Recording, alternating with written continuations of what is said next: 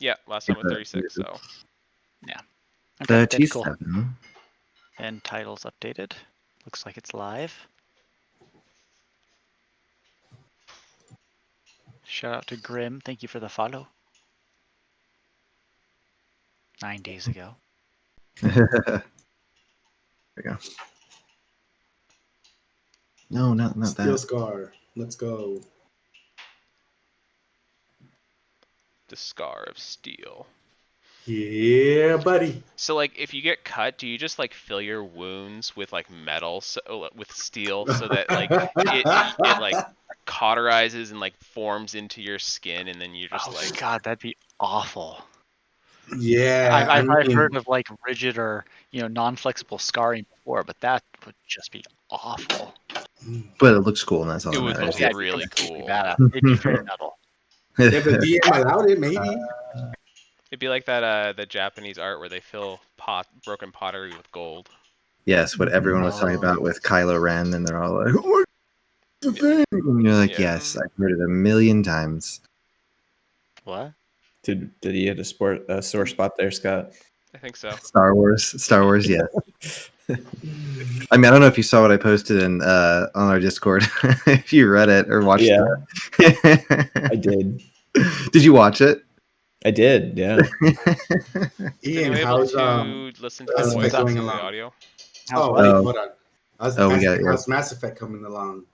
Finish Mass Effect 1. Absolutely spectacular, wonderful, and amazing. I need to jump back to an earlier save so I can play a whole bunch of the side quests and such for fun and everything, so I don't have to stream it at this point. Change up the ending a little bit. So yeah, absolutely love it. Did you like the Fantastic. ending? What ending did you get? What was it?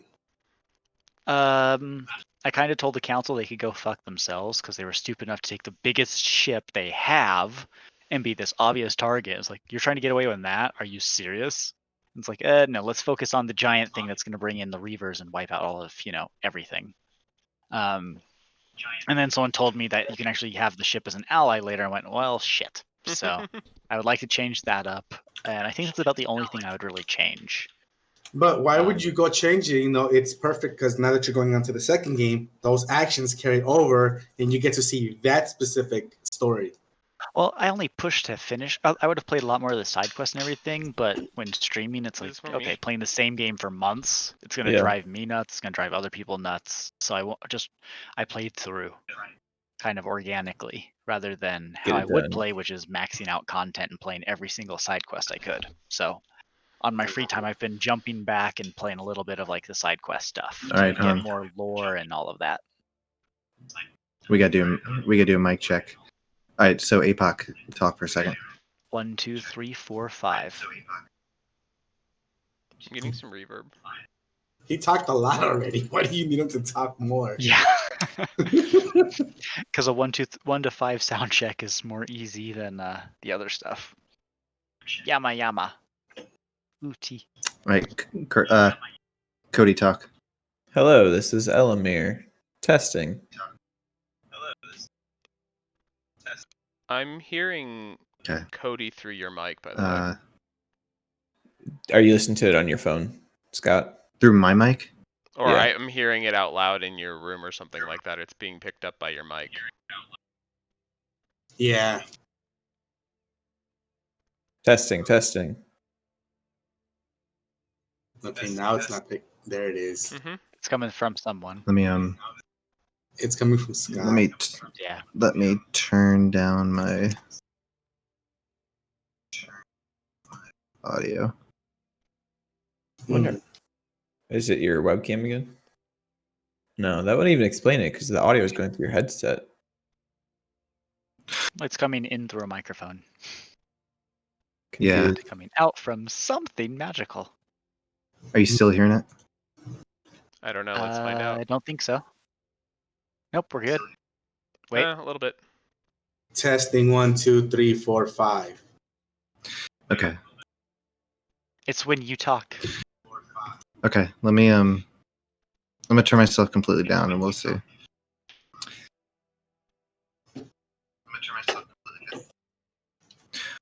Oh, I know the problem. Oh, cool. You figured it out.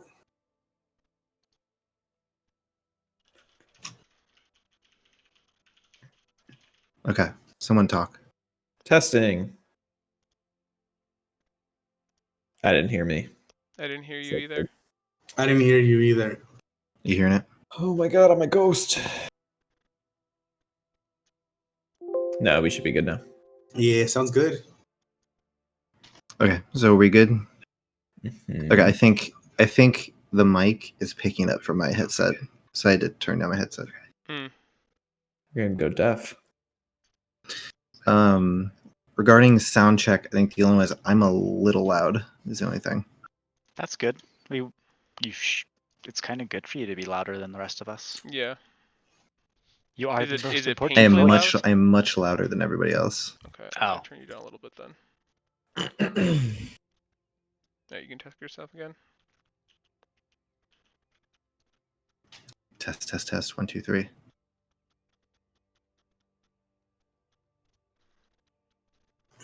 Okay, that sounds better. Cool. Testing 1, 2, 3, Okay. 4, 5. Cool. All right. Alrighty then. Well, welcome back, everybody, Ahoy. to Adventure with Advantage session 37. I had a nice Woohoo! break. I don't know about everyone else, but I realized I needed a break. So He was needed nice. a break, folks. Make sure y'all hear that I still have correctly. all of you muted in my head. Hold on. He needed a break to come up with more story. Unmuted. Bam. No, I didn't Guys. plan anything. Guys, I'm gonna throw colors at y'all. Choose one. Nothing's White, planned. black, red, green, blue. Why are you saying Oh this? yeah, this game needs Choose a color. Blue. Blue. All right, Purple. there you- blue. Blue is Blurple. a color. Blurple. I don't have purple, so blue it is. No, I said blurple. Blurple doesn't exist in my palette of dice either. Yeah, I have a prismatic die Nice. just for shit like that. Does that do anything? No, it's just so you like can different roll. You colors: roll it in different yellow, colors. Okay. orange, chance purple, cube. green, blue. Did you and red. seriously roll a die for this? Yes, I did, and it came up blue. Did you buy that, or did you like 3D I don't print that? know when I got this. I have had this for at least 15 years Nice. because it's I love made it stuff through like a that. few moves with me, so I don't know where it came from at this point. Nice. But it works great for tabletop. Instead of rolling a d6, you roll one of the colors. Yeah. I do blue damage to him. What is blue damage? Man, you need to Lightning, get I color think? spray. There you go. Oh god, that'd be great. That would be great. I choose a color. Okay, I'm just gonna roll for it. I get a real kick out of randomization in games. Like it's so entertaining for me. It's like, oh, this is what I got. Okay, I'll roll with it. Whatever. So Roll with I was it, looking at for multi-classing and stuff. It's like, oh wait, you can do wild magic and just have a random roll table. Oh my gosh. So it was so tempting. Oh Yes. my gosh. All right, Mr. DM, you were gonna tell us what happened last time. No, I didn't plan anything. Oh, Oh. oh, you didn't plan anything? I just screwed around for 1 month. No. Oh snap! All right. So previously, the party had been sent to Sailport to find out more information on an illegal trade ring in the city. They made some allies and went undercover, eventually exposing the ring as well as the people running it. As the party made preparations to leave the city, Elomir met up with Svenk, a fellow member of the Astral Order. Svenk informed Elomir that there were planar disruptions taking place, though he wasn't certain of what it meant. Elomir decided to investigate Svenk's former Order Enclave, located in the Stonefire Flats, south of Redbrook, to see if he could find any information there. Svenk only gave Elomir the advice to think like a member of the Astral Order to find the entrance, and cryptic details seeing this as an opportunity for Elomir to better hone his planar skills. Casimir finally got his carriage he has been searching for, and Hector was able to finish the party's communication devices that Levy had set out to acquire many moons ago. Finally, Hector, hoping to start fresh, agreed to accompany the party back to Esserum in the hopes he'd be hired at the Goblin Gazette. With everything packed, the party set out from Sailport, making their way back to Redbrook. So picking up, You guys have traveled for a few days, making your way toward Redbrook. You were certain to watch for harpies at Dead Man's Pass.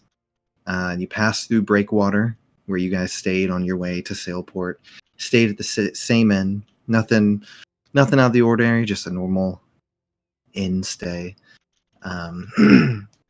You've all, so you've been traveling, had some time to relax from your work that you put in. I think you were in Sailport for about a month. The open road and fresh air has been a nice change of pace after spending a month there. So what have you guys done to keep yourselves busy for this short little break that you have between jobs? I've Go ahead, Steel Scar. What have you been doing? Okay, so I want to say that in between, like, because when we started this trip, I had said that I'm going to be leading in front with on horseback, but I would imagine that we would like kind of take shifts and maybe switch people out every now and then. Nope. Bad assumption for you. No, is that not it? That didn't happen, guys? No, I guess. I'd imagine that is the case. Yeah. That would be I would imagine that's perfect. So if that is the case, then I would say I've been reading that book that I got about Asimars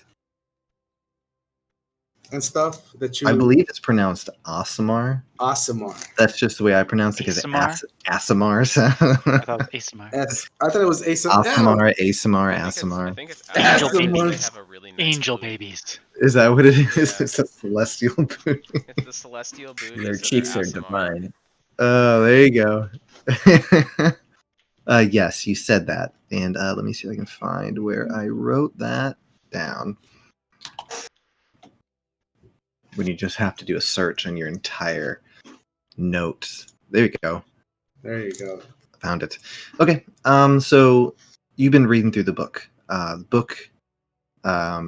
me give 1 second. So the book was called On Celestia, is what it's called. It's white with gold inlays. It's a very neat finish on the front, very attractive cover. They display a picture of an angelic being holding a flaming sword toward the sun, and other angelic beings flying toward the sun as well. So you basically go through, the book talks about the origins of the Celestia, which are just any celestial beings in existence, just, the collective group. That's the name for them. And how they were created by the gods to serve them and help watch over the planes of existence. There are multiple different types of Celestia. Diva, Planetar, Solar, Archons, some Coatls, which are like these snake things. And then there's a small section about Asimars. And it just says that the Celestia mainly reside in the celestial plane, but they can, on occasion, make their way to the material plane. Was there anything in particular you were looking for? Hold on. For the most part, I was looking for mostly general information, or based on what's been described, something about maybe like how is it that I have the abilities that I have. Mm-hmm. So basically, just information on Asimars. Yeah, just more or less information for Asimars. The other stuff is, I feel like it's not as relevant to Steel Scar, only because he's only, first of all, trying to figure out more about himself, then start expanding from that. But he'll read the book and try to understand what he read, and then put it away and maybe revisit it another time in the future.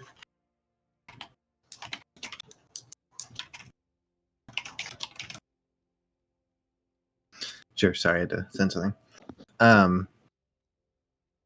Sorry, it seems like the stream might be dropping in and out. Just looking up. I don't know if anyone else noticed that, or if that was just my computer. I think it might have hiccuped once. Might have been my internet. Just see if I can check out what the bit rate is.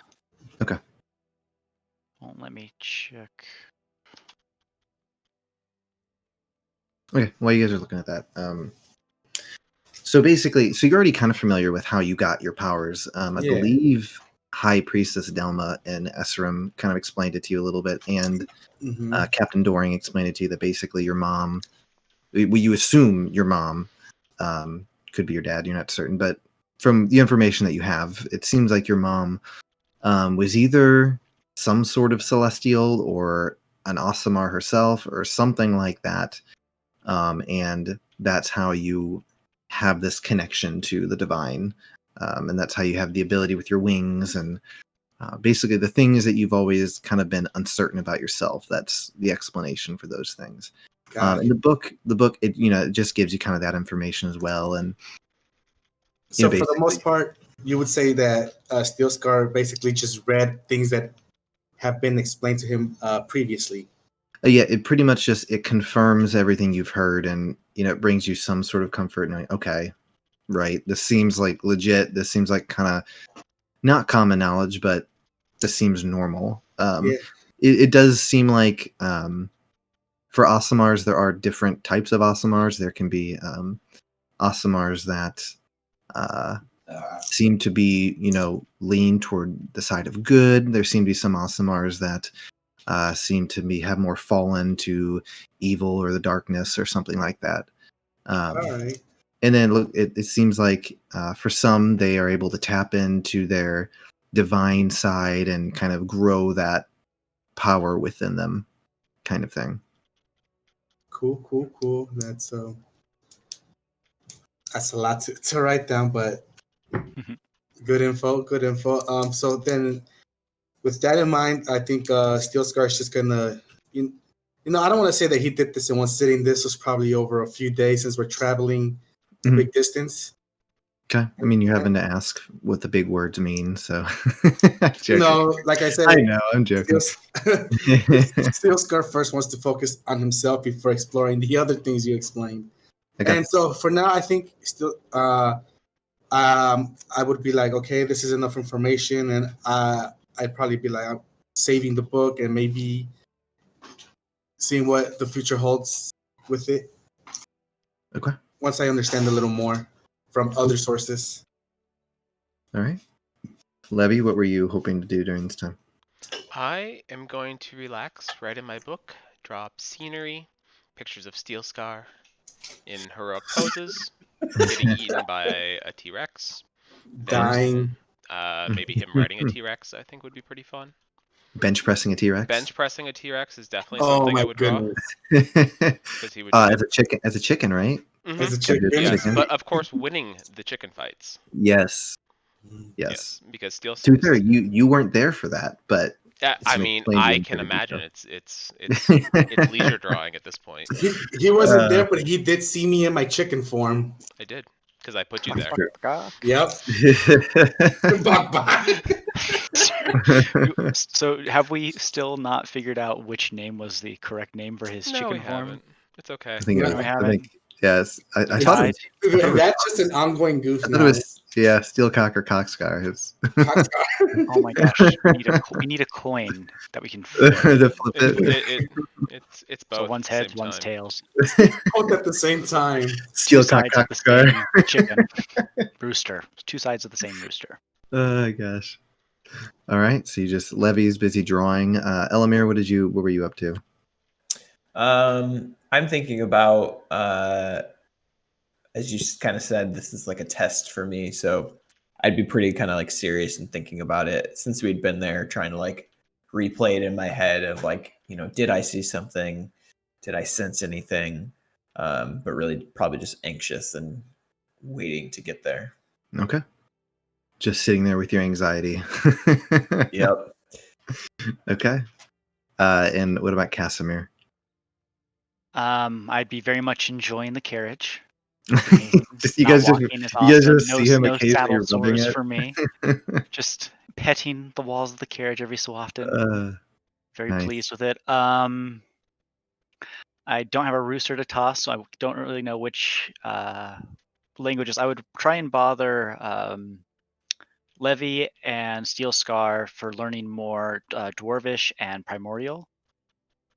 And I think both of them know Dwarvish, So yeah, I'd be bothering them to try and learn more of those languages, as well as spending some time in my journal trying to figure out like what various things from that one like vision dream could mean. I would be fine talking to you in Dwarvish. I would decline talking to you in Primordial, not because I do not want to teach you, but because it hurts my throat when I talk in it. I hold up my lay on hands and go, I can help with that. Nope, it's okay. No? Okay. Don't Then like yes, your I would hands. I spend don't as like anyone's many hands in my days as throat. possible learning Dwarvish, and maybe touching up on more Elvish with Elomir if I can bother him. You just He see seems Elomir pretty just preoccupied. he's just sitting in a corner, like twiddling his thumbs, staring at the ground. Teaching you the words for like doom and despair. So, Part of me just imagines like Those are Elomir still useful. in like the cart, just like throwing knives at like a post or something like that, and hitting like the center of whatever point he's trying to aim at every single time. As long as he's not hitting the cart, he's not gonna have any problems from me. Upsetting Casimir. Upsetting Casimir hitting the cart. So One knife DM, hits I have a Aaron. question. What's up? So okay, because Casimir said that he came up to me also to try to learn Dwarvish. If I was to explain to him that I only know this language because of this belt, and if I offered to let him borrow it, would he be able to learn the language? And then after I got my belt back, would he retain the knowledge that he learned? That way, I wouldn't be pestered all the time to teach him. Waistline. That is a great question. I don't believe you gain the language after wearing the belt. I would say that if he wore the belt, he would have an easier I could time wear of, the belt in practice. yeah, he'd have an easier time of teaching himself it. That's what I was asking. Like if because I was saying like if I let him borrow it and he like started taking notes on things that he knows as soon as he's attuned to it. Once I get it back, wouldn't he retain those notes and use that as better practice and learning I thought you material? were saying if you just put him on him, let him do it, and take it off. Could he power level his language skill?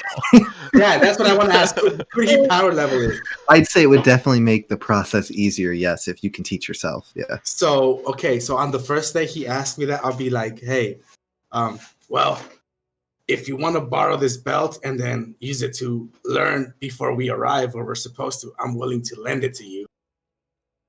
I would give him a great big old hug and very excitedly just jump up down. Go, yes, I would do that. I would do that thing where he goes for the hug, but I put my like the palm of my hand on his chest and just stop him there. Okay. And so as soon as I take off my belt and hand it to him, you would see that I first of all would not speak Dwarven anymore. I would say change my constitution, but I'm gonna get it back on the last day of travel. Yeah, you're fine. And my beard would shrink because does it shrink? Does it shrink? I don't know. Would it shrink? I would imagine it stays. Belt of dwarven kind. I only say that because it was the belt that made it grow faster. Yeah, but I don't know that it falls out when you take the beard off. I would imagine it just kind of stays there. Oh, cease growing. Yeah, but you have a 50% chance today growing a full beard if you're capable of growing one, or visibly thicker beard if you already have one. It doesn't say the beard falls off if you take it off. Okay, well that would mean that for like 3 days of travel, Casimir would start growing a beard. Yes, so Casimir, I need you to roll. I mean, you can roll. I don't know. It's D100s. It's a 50-50 shot basically. So yeah, you have a 50% chance. So you can roll a D20. You can roll a each dawn. D4, just something. How many days? 3 days. 3 days. 3 days. So I need to roll a 50% check for 3 times. Yeah. Yep. D20 and over 10, you succeed, I guess. Okay. Does Casimir have any facial hair right now? I forget. No, he shaves it. Okay. Carries around a straight razor. Are you shaving it as it's growing quicker here? Actually, why don't we see what I think I would first be super surprised to wake up and at dawn all of a sudden grow a full 50% each day at dawn growing a full. I think I would be super surprised at when the sun rises to suddenly have a beard just go. I see it grows. So I think the first thing I would do would go over to So here, let's roll and see what happens on day 1. That's a 16. That grows. What are you doing? Are we so we're doing you doing D20? Are we doing evens odds? D20 11 and up. I was gonna say was was positive. Okay.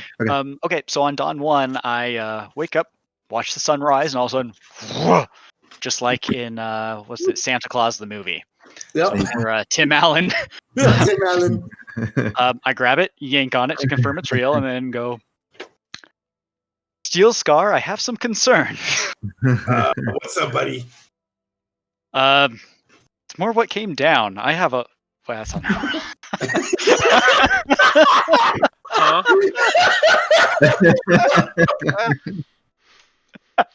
Levy's ears perk up a little bit. As you see Casimir with a full beard. Let me try again. I have a beard now, and I didn't have a beard before. And it's very thick and bushy. And would you care to explain? I look in concern at the belt. That is a side effect of the belt. Why do you think I have this beard? The belt helped it grow long and magnificent. And I look at him and I'm like, looks quite good on you, by the way. You should keep it. I'll think about it. Thank you. Okay. Well, good to know I'm not going to die or anything. No, it won't poison you or anything. As a matter of fact, you should be resistant to it now with that belt. So it's not going to get any bigger, right? No promises. There were days where mine didn't grow, so it might stop at a certain point. Yeah, I'd say eventually your beard reaches a point where it's not going to grow anymore. Yeah, like I would say Steel Scar's point was already there. Like it I think you've had enough days where it's as visibly thick as it can get. I mean, at this point, a top beard or something. Like a Gandalf beard, sucking it into your belt. We would need a male name for Rapunzel. Vanpunzel. Okay. So after freaking out after growing a full beard in the course of 2 seconds, as soon as the sun pops up, I would scratch it all day, itchy and annoying, but I'd still be very thrilled to be able to practice speaking, reading, and writing Dwarvish. Okay. Yep. So I would spend pretty much most of the day messing with that. So I'd actually end up leaving Levy alone unless he was willing to practice with me. Occasionally. Okay. Just go ahead and roll an intelligence check. Who? Me? Casimir. Okay. And since you're doing 3 days, go ahead and roll 3. Okay. Times. And I guess for the other days, that's a 5, and that was a 17. Okay, so one more positive day of beard growth on day 3.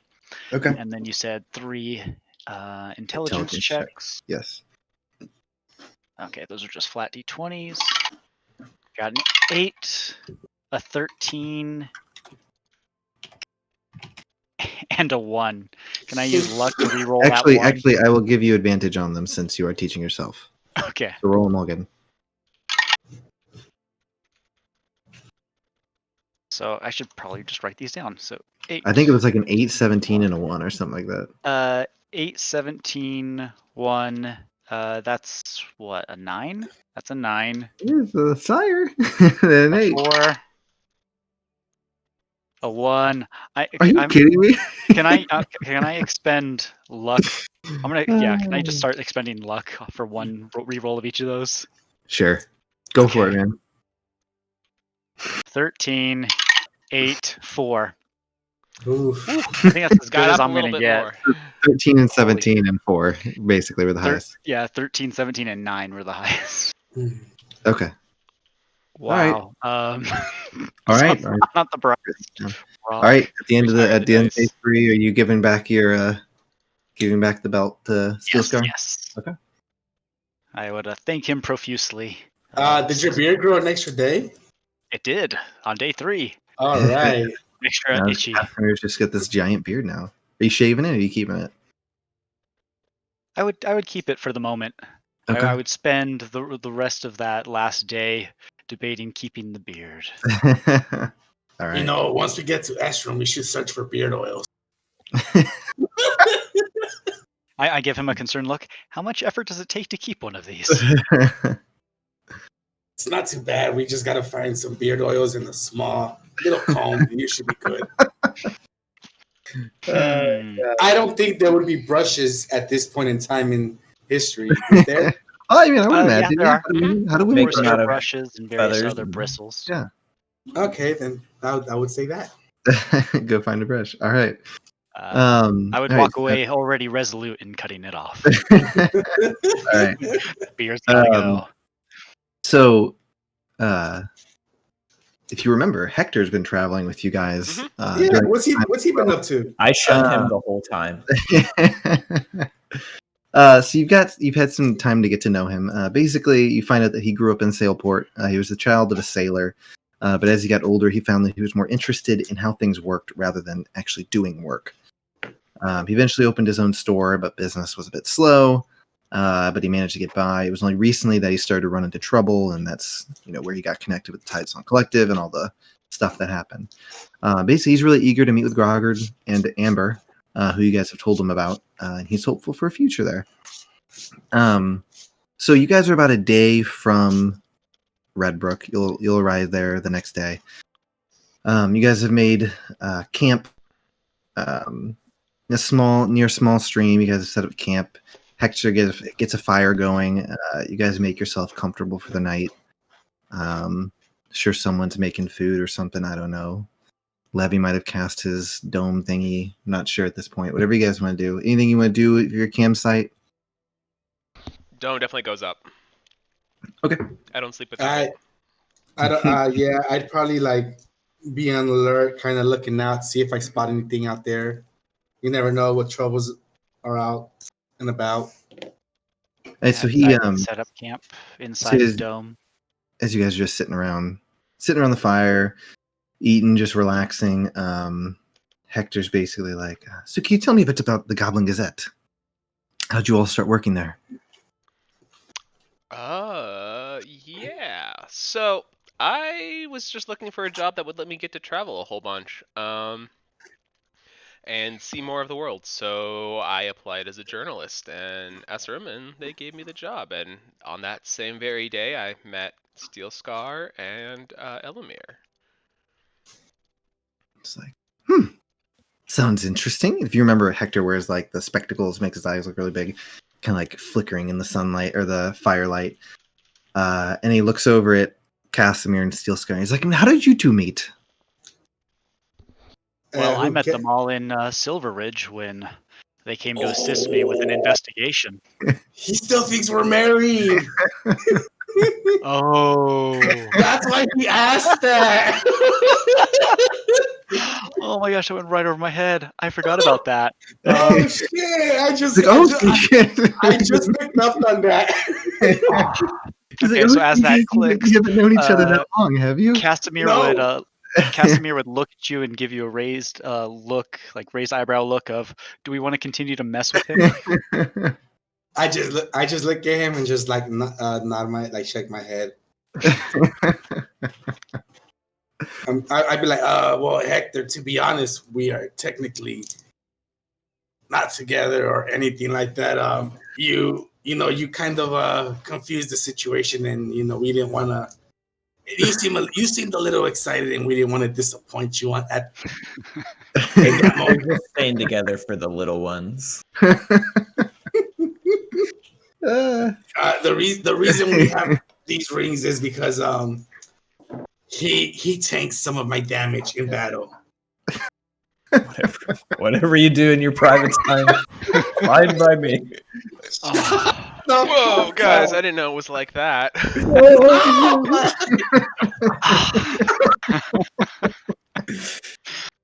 Oh gosh! Wow, that sounded so wrong.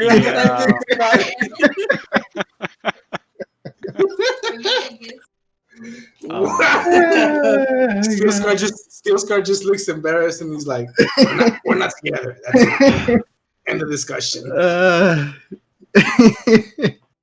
He's like, "Oh, I just assumed you seem to be giving each other rings and seem to be putting them on each other. My apologies for making assumptions." It's fine. Don't worry about it. Holding up the rings, I asked Hector, do you not remember enchanting these? Like, I do, but I thought that they were special rings to you and you wanted them enchanted for your spouse, for your lover. No, you guys. Oh yeah, what's the rings? Yeah. It was the rings. Yeah, That's what he thought. So I'll ask Hector, what did you think we did with the third and fourth ring? If I remember Actually, correctly, you know what? Never mind. you took the rings and you gave it to him, or there was something that I forget exactly what you did, but there We was took something. off. No, it's because we took off our rings Took up our That's what it was. at the same time. Because you guys had went and bought the other two, but you already Yeah. had. Because there was the two that I had originally had, and then the two that we bought. He's like, I thought I was just, enchanting your wedding ring. My apologies. No, I mean, I'm surprised I picked up on that really quickly as soon as you said that just now, though. Oh, but no, guys, it would be really beautiful because like you guys would be together in heart and in mind because now you could talk to each other all the time That's right. and share each other's damage or whatever you do. Which you guys Oh wow, that's gonna become a meme. Oh God.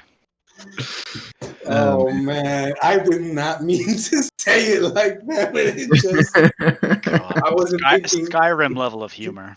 Oh, God. you definitely. That's Ooh, good. okay. We remade the "I will carry your burdens" joke. We'll carry your burdens, joke. Oh man, no, but don't worry about the confusion. It's all right. I mean, we all have each other's backs.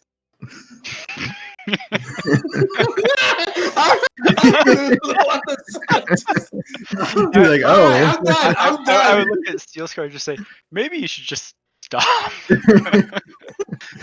I decide to switch with whoever's horse riding, and I just go a little forward to scout. No, See if you there's guys any danger. are camping for the night. Oh, we are Yeah, we're camping inside for the the night. I dome. can't. Yeah. I walk outside the dome, and I'm just like, I'm gonna search around. Are you going on patrol? Yes. Okay. I don't go far. I just go right outside the dome and start circling it. After probably like 5 minutes of him doing that, I'm gonna like press on the ring and use it and be like, "You want some company, Steel Scar?" Yeah, I'll send a message. Don't worry, I got your back. Don't worry, got your back. And then I turn the dome opaque so you can't see Steel Scar on the. So.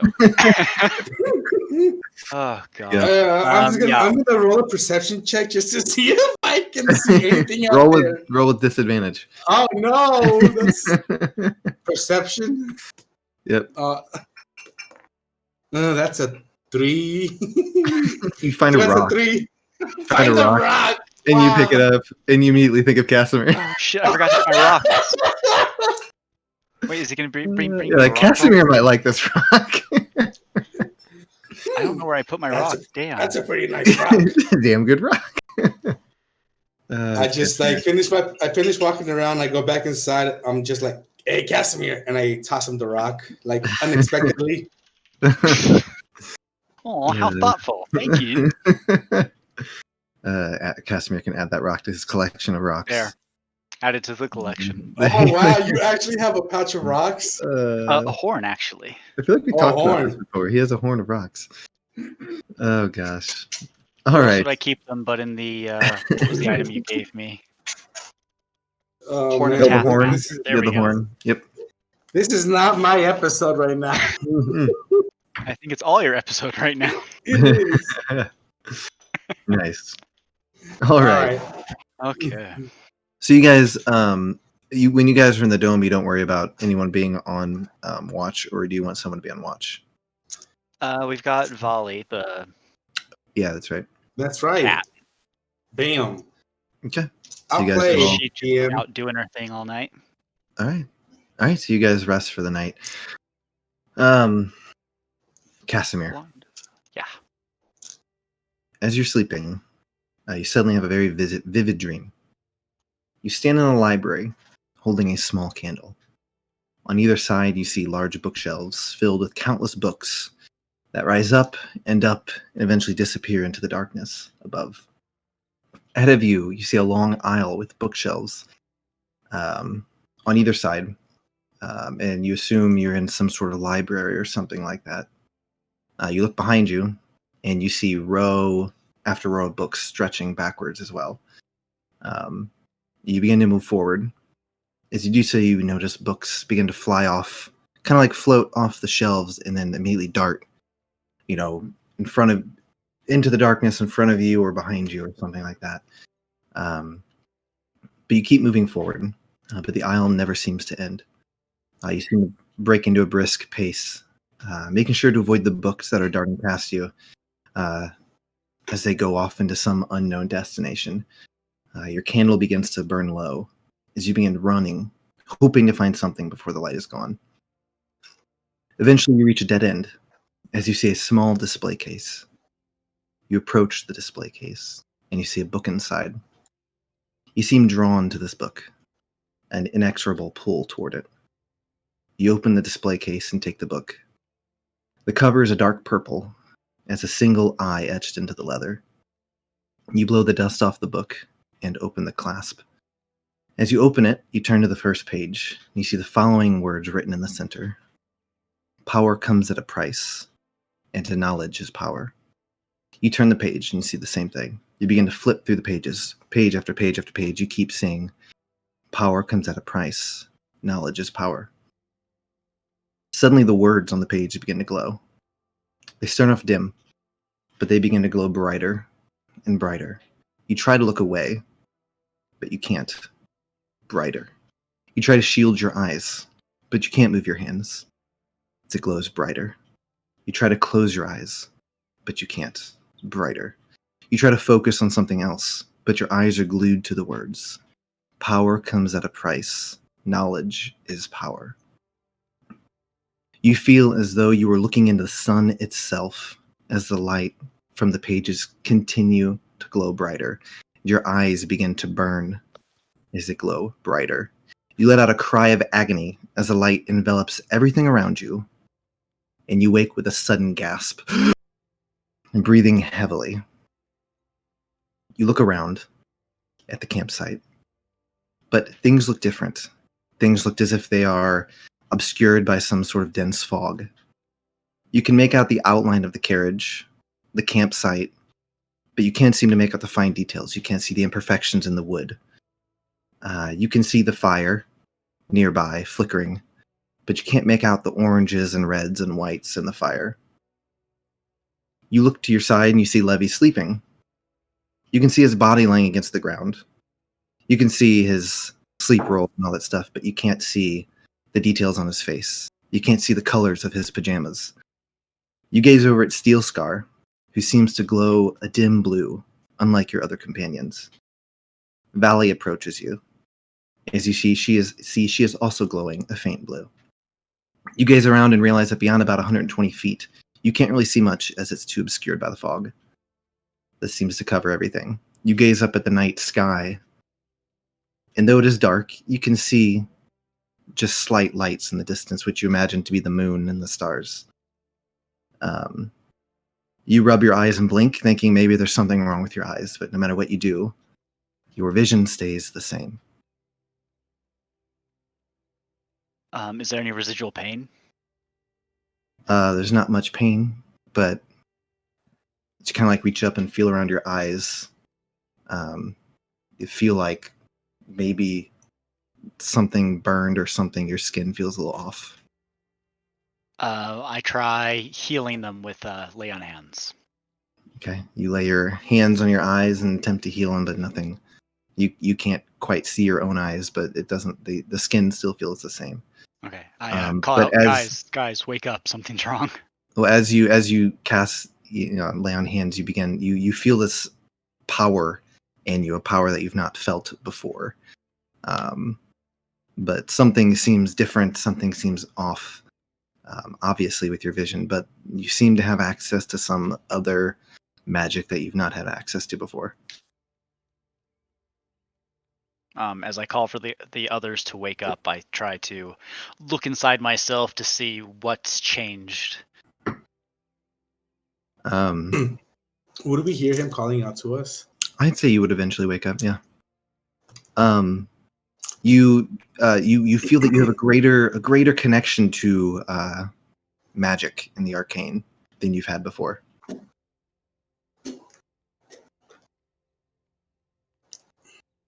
So yeah, I would tell everyone to wake up. I'd cast light just because it seems everything's dark. Oh God, what? It's light, and it Oh, doesn't seem to what's- change much for your vision. But they're all kind of woken up by you casting light, and it's bright and everything. Oh, my eyes. What's going on? Same question. My eyes. What's going on? What does Okay, his so eyes look like? as you guys his look eyes over like? at Casimir's eyes, you see as if like the sockets in his eyes have literally been burned, but you see a faint, dim, purplish glow, kind of in his eye sockets. Can I put my hand on his shoulder and cast Lesser Restoration? You can. Can I Anything do an happen? Arcana check to see what that is? I do what I do. Okay, so you cast Lesser Restoration. His eyes stay the same. Okay, I burnt that for no reason. Thank you very much. You can go ahead and make an Arcana check if you'd like. Come on, Levy. 7. 7. Obviously, there's something at work here, but you're not certain what it is. Hector can make one. Let me see. Oh, he rolled really well. Okay. Hector kind of gets up and you see kind of like pulls out like some sort of magnifying glass or something he has laying around as he like kind of like looks in your eye and he's kind of looking around. He's like, well, I'm no like doctor or anything, but it seems to be some sort of magic or something. I'm not exactly certain. Do you feel different? You think something's different? Duh. And yes, of course I feel different. He's like, well, I don't know what's going on with your eyes. In exasperation, I feel around them and say, "Well, my senses have changed. I can't see your face." It's like, I have no I'm sorry. idea what that could be. Truly missing out. It's an experience, I know. I don't think there's anything else I could do. Hold on. So you say there's light coming out of his eyes, right?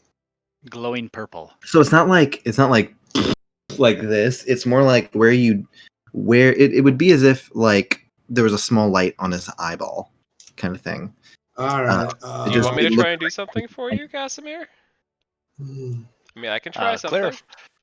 Clarify first, because I Fireball. see you turn me into a dragon. Well, and there's the turn easy into a option of fireball, obviously. Time I to put him mean, out of his misery. but I could also just try dispelling the magic. Based on the dream I just had, I fear that's likely dangerous for Fair both of enough. us.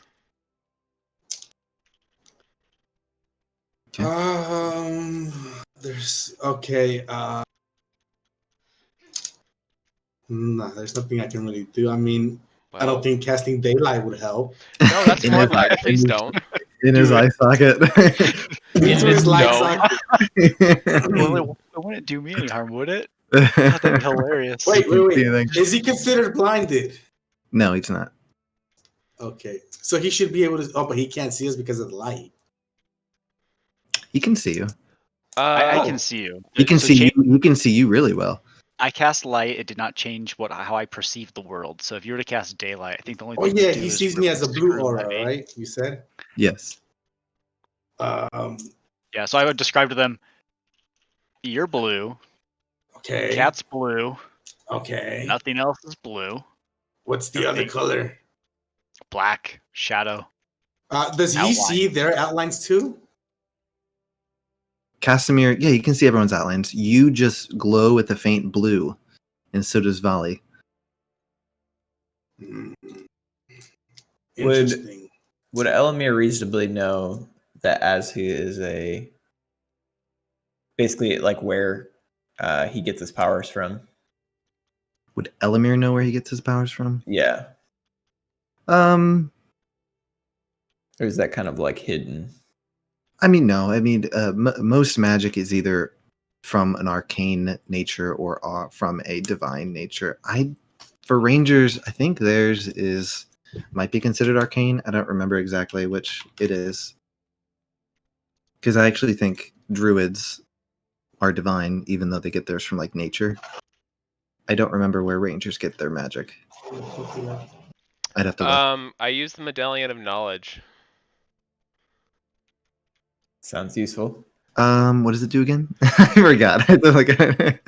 You I cast Legend Lore. So I want to look for purple eyes, I guess. In Legend Lore. I don't know. Okay, Is that the one? It's hard is to that figure out what the Holet's spell favor does. one? Let's see. Let me look at it real quick.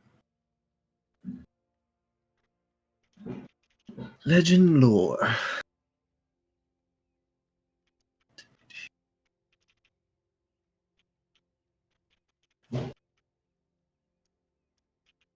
Okay. So what exactly are you asking about? What does So it Legend says- Lore exactly do? Sorry. So Trying to name- describe a person, place, or Place or object. The object. spell brings to your mind a brief summary of the significant lore about the thing you named. The lore might consist of current tales, forgotten stories, or even secret lore that has never been widely known. If the thing you named isn't of legendary importance, you gain no information. The more information you already have, the more precise and detailed the information you receive is. Well, we can there's think about more. this together then, because like I figure like since we can only use this once per day, we've used this before and tried it out. What do we want to ask it exactly? Do we want to ask about your eyes, Casimir? Are you holding the medallion right now? Yeah. Casimir, as he's holding the medallion, it seems to illuminate for you. I point at it and say, well, that's glowing now. Well, that's great. Would I be able to see the symbol on the medallion? Yes. Well, I tell him, 1, that's glowing. 2, that's an amulet of Holet. I would hold up my mask that'd be tied to my pack and go, same symbol on this. And if as soon as he mentioned calls out that his symbol is glowing, medallion, I would pull mine out and show it to him as well. Yours is not glowing. I sigh as I would have felt really left out because I don't have any medallions. You hold out like a necklace. What about this? It's got 2 arrowheads on it. Isn't Steel Scars of the human god? I think Steel Star is the only one who knows that knowledge about his. So I'd have. Yeah. You told me. I actually have it in my. I hold on, because I actually told I just about. mine would be of Eldrin. Are holy symbols consecrated or not? I just my never holy knew. symbol. According to what you told me, it'll be related to Eldrin. In a way. Yeah. So your medallion, you were told, was similar to the medallion, the symbol of Eldrin, but it belonged to an offshoot of followers of Eldrin known as the Bright Crusaders, who were zealots. Yeah, I remember you saying that's something what like that. Doring told you. Yep. Yo, mama. Yes, yo mama. So we have to describe a person, place, or object for this to work. Do we have anything? Because I don't think just saying purple eyes is going to give us much. Here, I'll post the. So Casimir, do you have any people or objects or anything that you can imagine that you would want to ask about? I described the dream in the library in the book. Here, I pass him the medallion so that he can make the question because it doesn't require doing it. Okay. I ask, who owns the library? That's not a person, place, or object. Do you want to ask about the library? Name or describe a person, place. Brings my summary. Yes, I would think of I would describe the library, the place. Okay. Give me a second.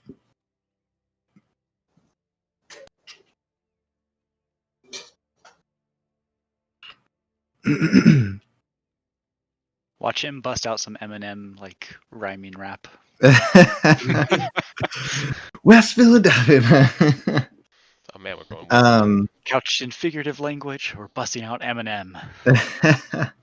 Okay, so you basically ask about the library, and you get this download of data basically and into your head, and you are informed that that is the library by many names, but it is under the domain of the goddess Halet, the keeper of secrets. That is her domain. That is her library. That is where much of her knowledge is held. You know that it's as the goddess of forbidden knowledge, dark knowledge, blah blah blah. Halette is not someone to invite people to her library often, as oftentimes the knowledge that she watches over is a danger to many people. She's not a goddess who would invite people there often. So being there seems to be of some significance. But again, it's a library by many names. The Library of Secrets, the Library of the All-Seeing Lady. So basically, it is a library belonging to the goddess Halette, which is of the medallion that you're holding right now. Okay. After the information download, I will gently pass the medallion back to Levy and say, you can borrow it if you want to. We don't use it all the time. Okay, then I hold on to it and I explain to everyone, well, it looks like whatever has happened to me was from Halette. So probably some sort of reason. But you're not dying, right? Divine intervention, basically, or something. Divine intervention might have found something, well... Multi-class. Multi-class! Yes. If you want, you can add the Medallion of Knowledge to your inventory, and I'll delete from mine. Okay. Yeah, I'll hold on to the medallion. I'll explain to them that I must have visited the library of Halette, where she keeps her secrets, and that this is probably a combined curse and blessing that I've received. For those who, for outside the game meta, do you want to say what you've done?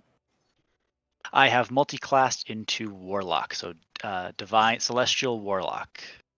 Ooh, fun. And due to that shift, I'm also Oath of the Watchers. Yeah, Oath of the Watchers. Yeah, so for those who weren't aware, when Casimir joined us, he was only supposed to stay on for one arc, but we decided to keep him on. So we made his character kind of short term. So I've let him make a few changes.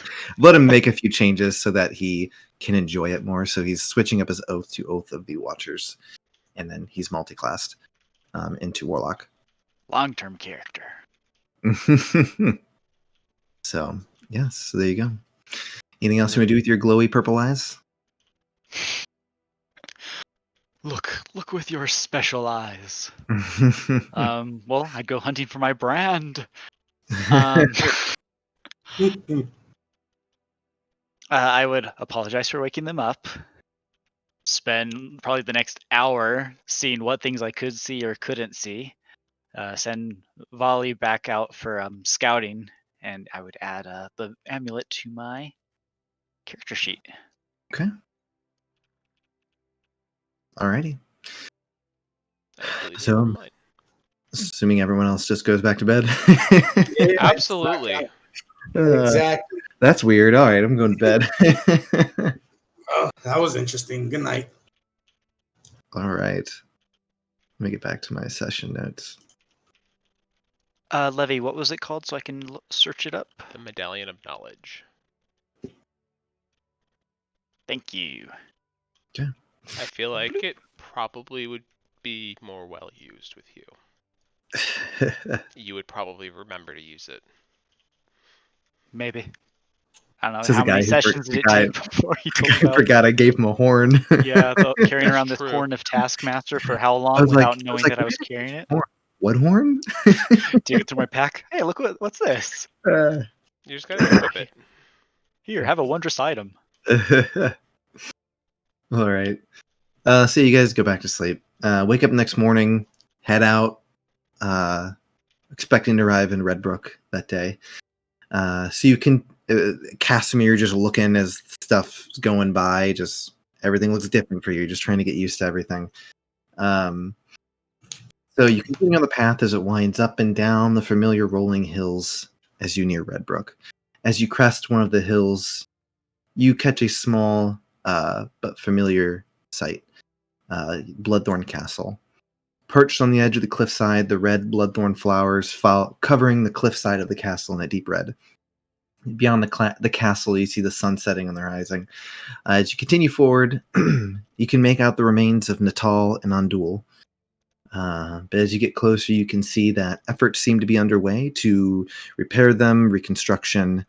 You can see what, where you didn't see or things were burned down previously. You already see them being cleared away, and looks like work is being done. You guys. So would you say it's a huge progress for about a month's time since you were gone? Not huge, but there's definitely progress. Could you throw up the world map just so we can get like an idea of locale? Yeah. Yep. Do you want the world map or you want the Redbrook map? Redbrook. Let's do Redbrook. Yeah. Yeah, let's do Redbrook. What drawings are here? Oh, they're still here. Oh, good. Oh, wow. There are drawings. There's a freaking boat. Let me delete the drawings. Why, those drawings are great. No, Who drew that? get rid of your dumb smiley face. Get out of here. That was fast. So we're coming in via Natal, right? From the east. I think so. Yeah, I think so. That's the direction you were coming from. Yeah, we would be coming from the top. So you guys are coming from Natal. Where do you want to go? Well, I mean, our eventual destination is South. Yeah, it would be southwest. Yes, Stonefire Flats is down south. Yeah, and that's It's where we south. wanted to Right. stop for Elomir, right? You said you had mentioned that. Yes. So I would imagine.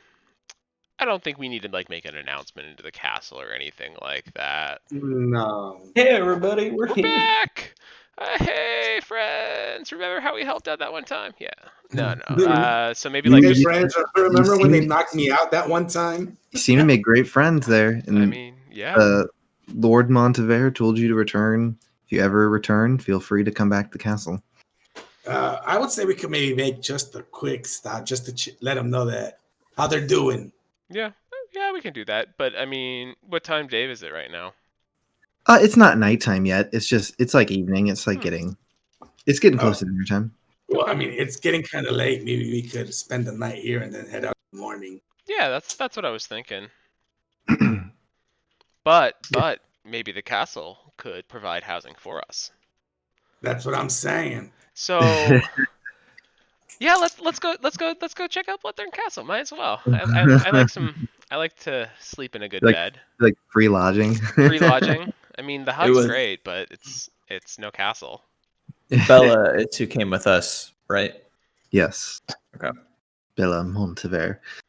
Okay, so you guys are making your way to the castle? Yeah. Right. Okay. Yep. Right. So you guys make your way north, through past Natal again. If you guys remember when you were there last, the town was under siege. You held out at the chapel that was in Natal. You were able to hold off the gnoll and horde that was attacking the the chapel. You make your ways up toward Kalan. Did never seem to be attacked. Eventually to the castle. You arrive, you see the familiar walls with the vines snaking their way up the stone. You see the large banners with the bloodthorn flower gently flapping in the wind. As you approach the gate, a guard asks you to stop. And as he approaches, he kind of like lifts up, his helmet a little bit, and he's like, "Please state your business." And who's driving? Probably Casimir. Probably Casimir. Definitely not me. Apparently me. Yeah, it's your car. As Casimir's driving the cart, the guard sees you and he recognizes you, and he's like, "Oh, you've returned. The heroes of Andul." We're heroes. Heroes. Like, I wouldn't go heroes. that far, but I mean, Please. we helped a bit. Come inside. Steel Scar has a cheeky smile after being called a hero. All right. He ushers you guys into the castle walls. Cool. Assuming you continue forward. Yes. Okay. So you pull in the castle walls into the bailey of the castle. So let me catch up where I was. Eventually, one of the guards just tells you to make your way inside, and anything you need that they'll help you. The servants will help you out inside. You guys make your way into the castle. Eventually, one of the servants stops and sees you, and it's kind of like a elderly man. He's like, how may I assist you?" We were just stopping by. We're friends, you could say. Ah, yes, of course. Were you hoping to stay the night? If it's not too much trouble, I mean, we wouldn't want to put anyone out anywhere. But if it's an offer, yes, sure. It's like, oh, no, of course. Any friends of Lord Montevere are welcome to stay here at the castle. Please, follow me. I follow. And he leads you guys up the steps and takes you back, actually, to the room that you guys have stayed in previously. And as he kind of, stands at the door, he's like, the family will be dining in shortly. If you would like to eat with them, you can make your way down to the dining hall and join them. I'm sure they would be very happy to see you. Oh, What's if we are welcome, I will be glad to. What's Henry's reaction to all of this? The castle, You mean knowing Hector? royalty. Hector, Hector, he's kind of like looking around, just like in awe and wonder. If you remember, Hector's he's got kind of a gut, and he's not by any means an attractive man, but he's got like the big goggles. He's got kind of like wispy hair. You imagine years of experimenting and creating things have taken its toll on his body, and he just doesn't seem to care too much about his looks. But he's just like looking around with his big spectacles. He's like, wow, you seem to have made friends in high places. Apparently. definitely. Can I cast prestidigitation on my clothes to clean them? Sure. And then I would like to change into something a little bit nicer. Okay. Because I asked Levy to do the same for me as soon as I see his clothes get clean. I am in a full green tuxedo. Okay. Beautiful. All right. And it's a like emerald green. I was gonna ask, is it like kind of a shiny green or kind of emerald. just okay, emerald green? Okay. As soon as I see Levy clean his clothes, I ask him if he can do the same for me. Yeah, and I just go, wave my hand, and it like disappears off. Yep, all the dust and grime from your armor disappears. And both of you too, and then I do it. And Hector, are you going to be coming with us? He's like, if you don't mind, I think I'll stay. Have them bring food to me. This has been quite the experience, and I'm not used to this sort of treatment. And I'll be honest, I don't want to be around royalty or anyone in charge right now. If I catch you, I understand. Say no. Didn't have a good experience in Sailport, so say no more. All right.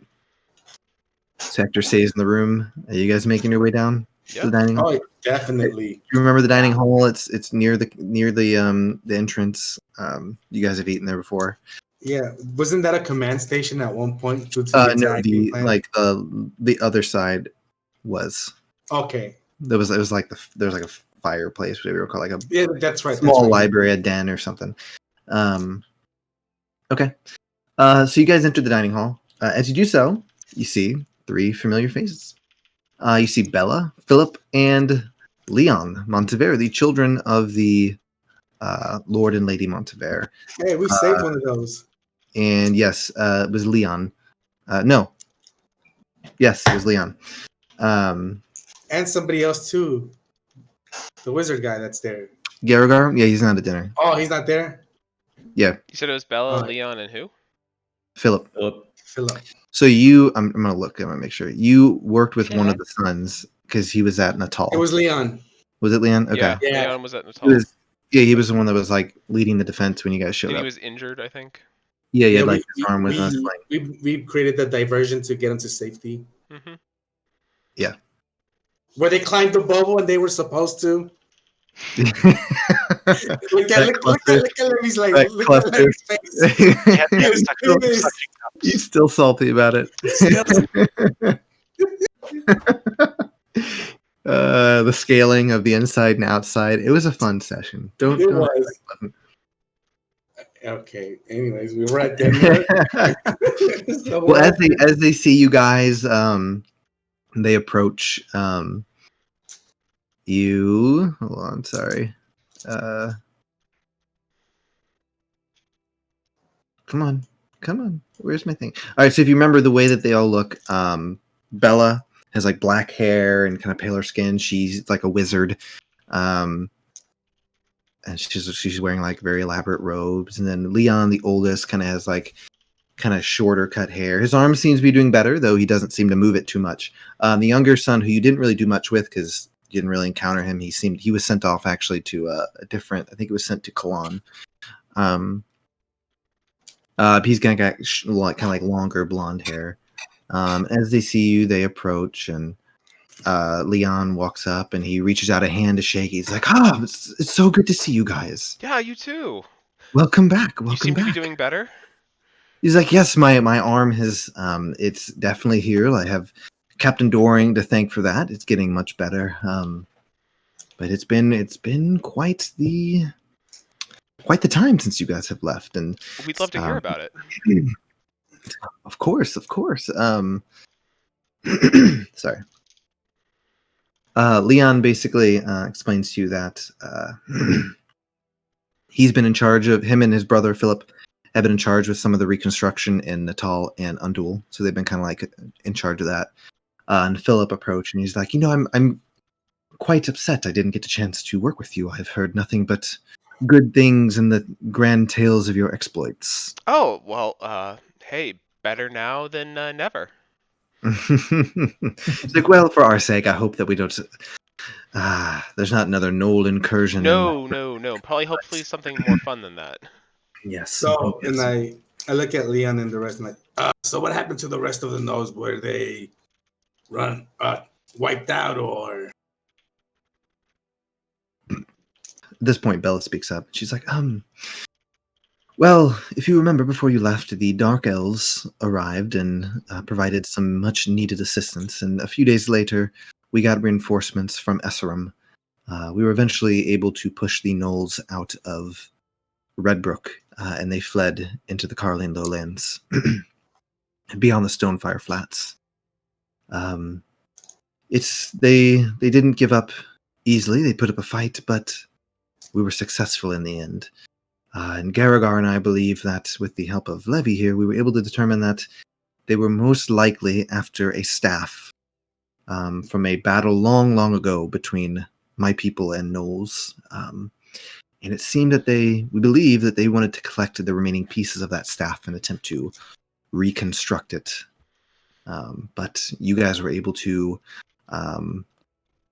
ensure they didn't get a piece that was in Natal, and there's a piece here in the castle, so it's not beyond reason that they may have attacked the castle if they were successful in Natal.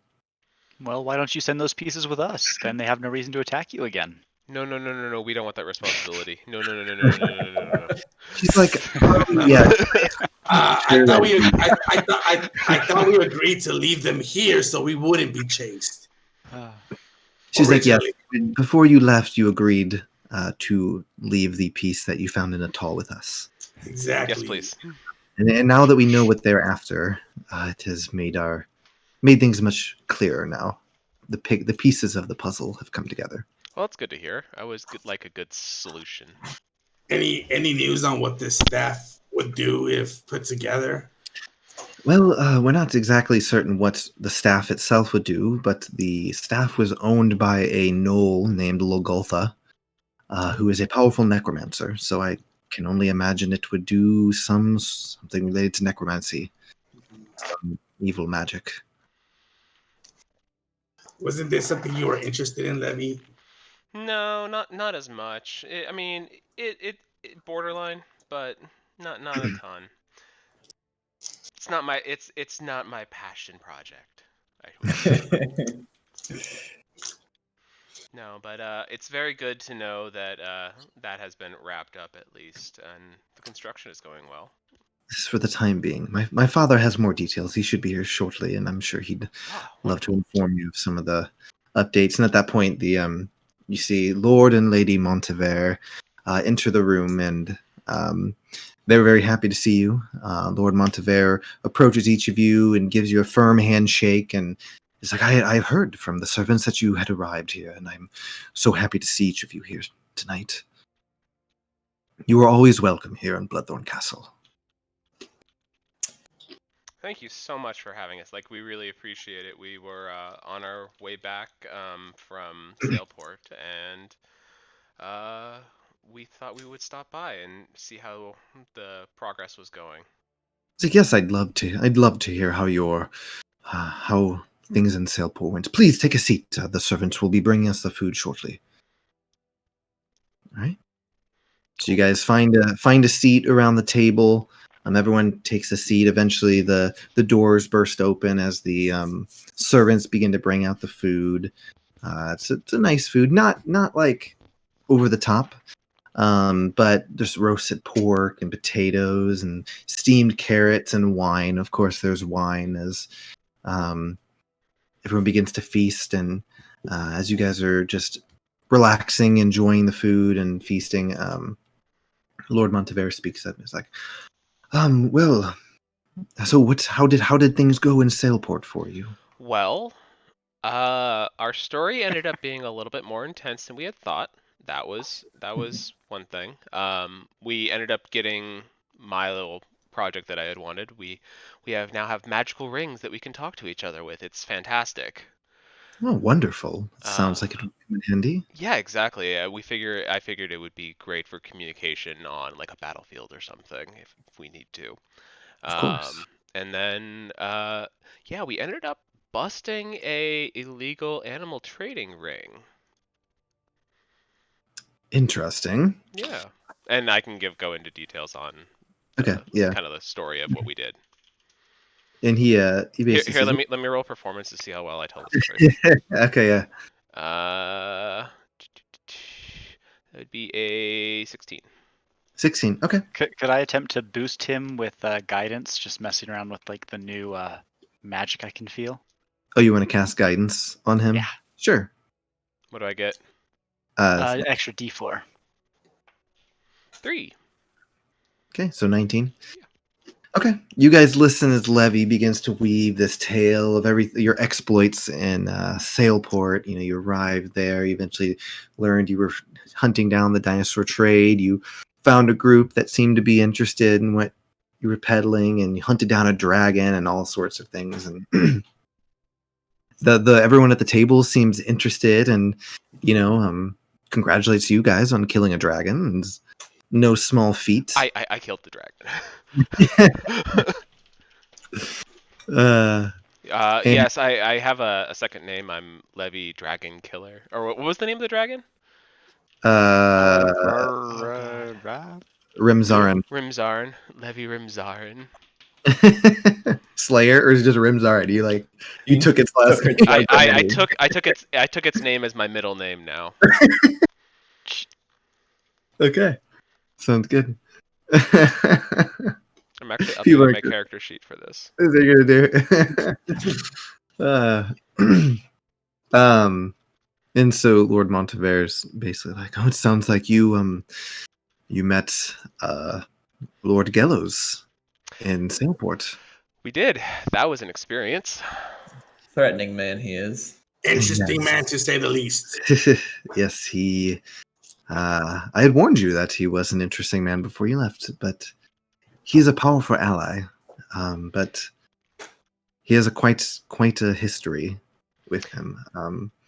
I've heard. He recently has been working to ingratiate himself to the High King in Ilum, hoping to legitimize Sailport in his eyes. But for many, many years, Sailport was a den of thieves and pirates, but it's only recently that Lord Gellows has decided to turn things around, and it sounds like the thing you were sent there to investigate was something that was once legal and is now illegal in town. Correct. So we apparently did the right thing for Lord Gellows, which is fantastic. I don't want to be on his bad side. I actually don't want to be on anyone's bad side if I don't have to. As I guess, well, it is difficult to go through life not getting on somebody's bad side eventually. Differencing of opinions always creates problems.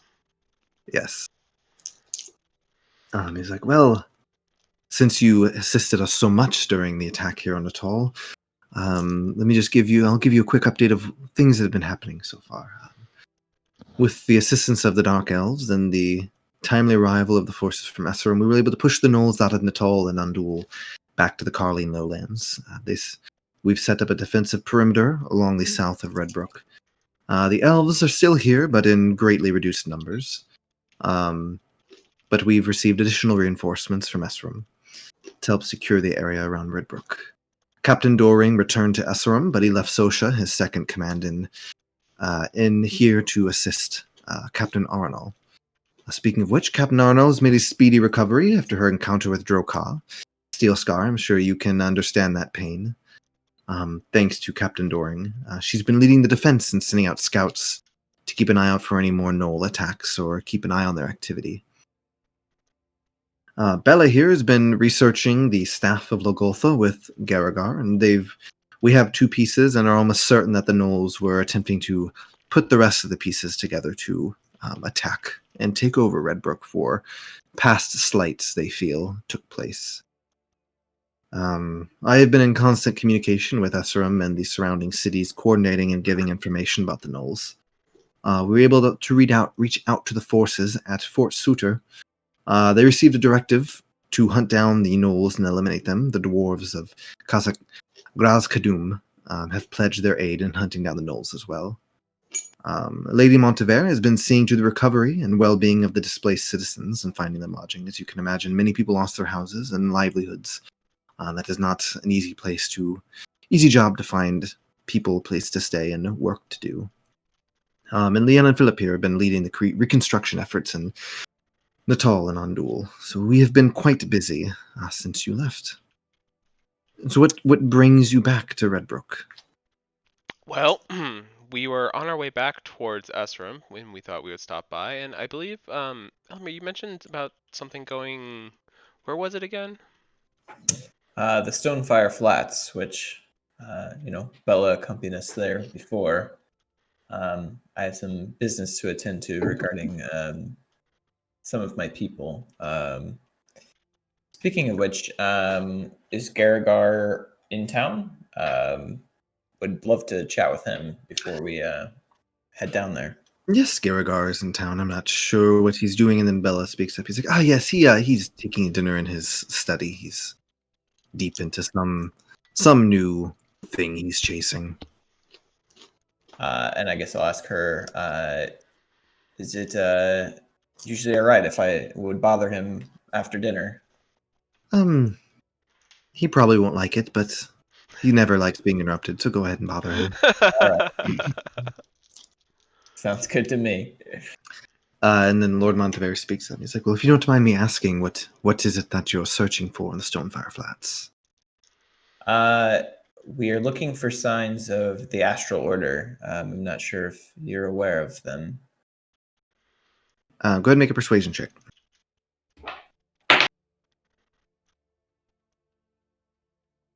Okay, 14. 14, okay. He kind of like leans forward. He's like, what ties do you have to the Astral Order? I'm a member. An inexperienced one at that, but well, there's been many events that have kind of led to some troubling situations for the Order. So I'm trying to just find anybody that might be able to update us and figure out where I can help best. Yes, I know of the Enclave. Had sparse communications with the people staying there. But it was nothing of great importance. I'm aware they had some sort of camp in the Stonefire Flats somewhere near the Scalding Lake. But its precise location is not known to me. But yes, we had a few communications back and forth, but again, it was nothing in depth and nothing much other than that they were operating in the area is all that we really knew about. I'll say, obviously your efforts here are pretty chaotic, so it might be hard to keep track of anything. But have you noticed any abnormalities? We had reports and actually experienced what they called a planar disruption in Sailport, and I'm curious if you felt anything of the sort. Not sure if you'd be familiar with that.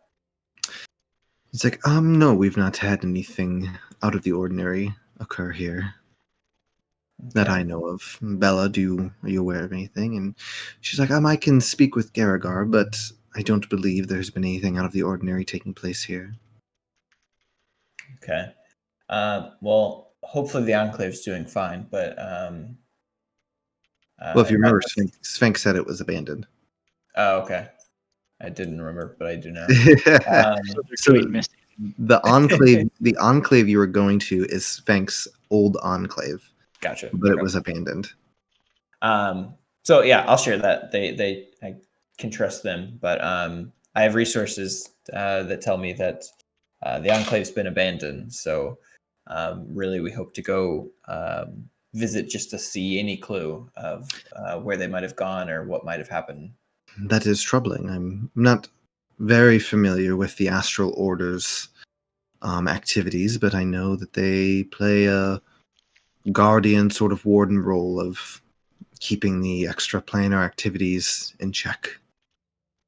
Yes, the success of the order means that nobody's heard of us. So it's odd for most people to be discussing them these days. We hope to just keep our business to ourselves and let the people of this land just live their lives peacefully.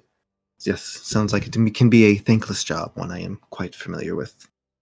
Indeed. All right.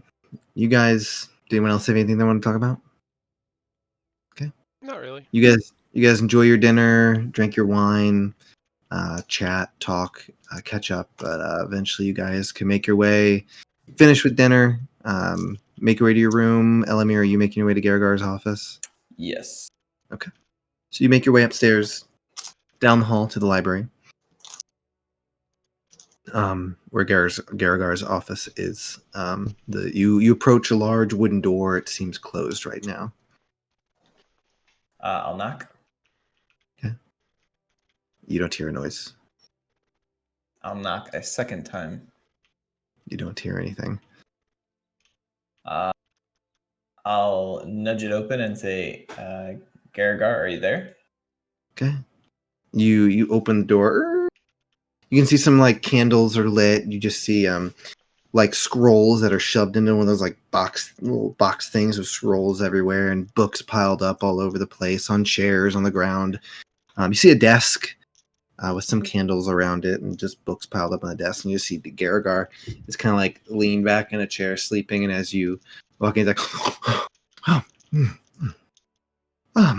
Elomir, hello. How are you doing?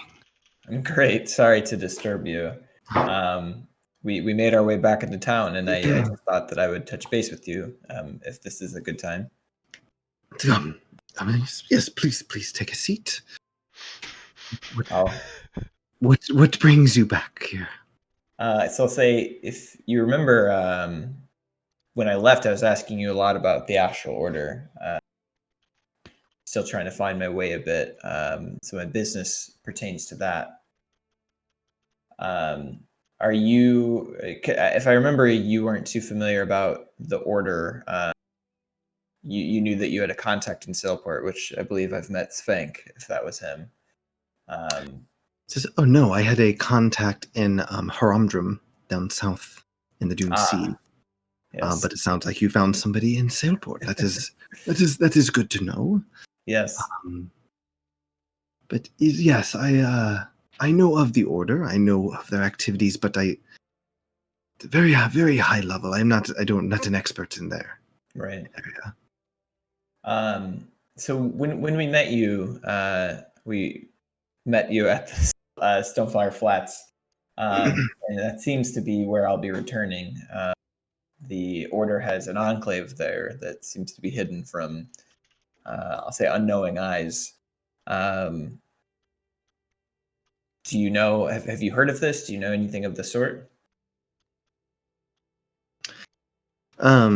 He thinks for a moment and is like, no, I'm not familiar with the Enclave. I'm not familiar with much Astral Order activity taking place in the area.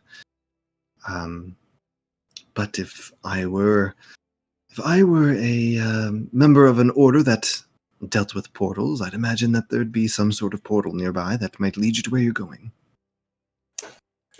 Very simple, but brilliant observation.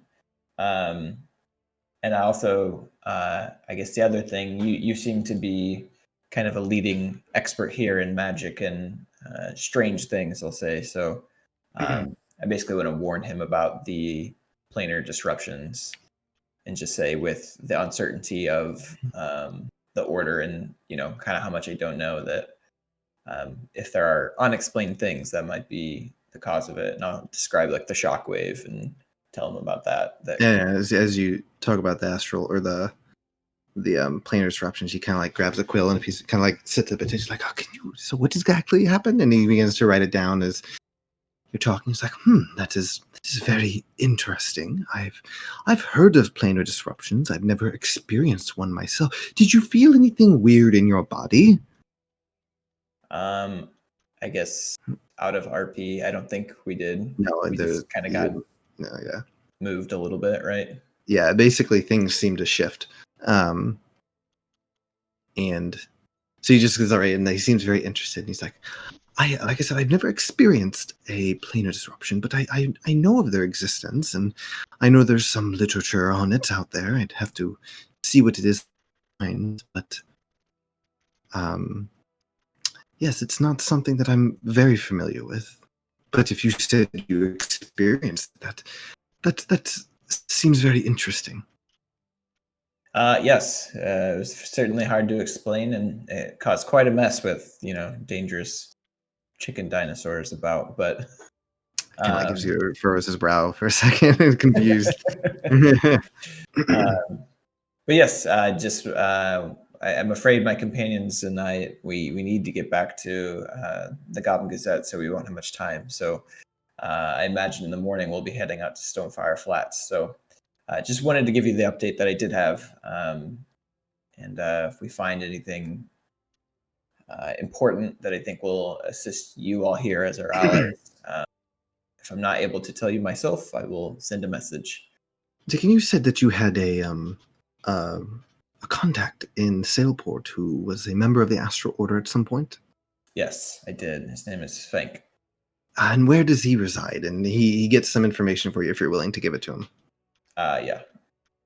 He's like, I have some contacts in Sailport. I may want to speak with this Svenk. I think he's a trusty source with all the things going on in Sailport. He seems to be one of the good ones. And he's like, well, I will be sure to do any research and let you know what I can find, and I will be reaching out to this Svenk fellow. Sounds great. Just tell him Elomir sent you. Says I will do that. All right, and I will leave him to his sleep, which he clearly needs. Okay. He pulls a book down, and he starts looking through it as you walk out. All right, what's everyone else doing? Heading back to your rooms? Yes. Yeah, I think I'm gonna head back. Maybe catch up with make small talk, I guess, with Montevere children if after dinner, but then head back to my room. All right. Casimir, you do notice at some point during dinner, somebody brings up, he's like, Casimir, it's Bella. She's like, what happened to your eyes? Well, you know how your mother and father, when you were young, likely told you don't stare at very bright, hot things? It's like, yes. Apparently I didn't learn that lesson. What did you stare at? Good question. When I know, I may let you know. But don't worry, I can always do this. And then I'll cast Thaumaturgy and change my eyes. And just start changing colors for fun. You got RGBs in your eyes. Wow. Wow. RGB. Just change. RGB is power. Knowledge is power. Power is RGB. Okay.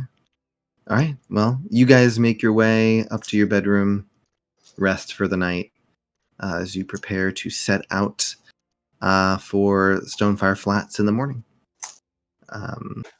So you guys rest, wake up. What would you guys like to do before you set out?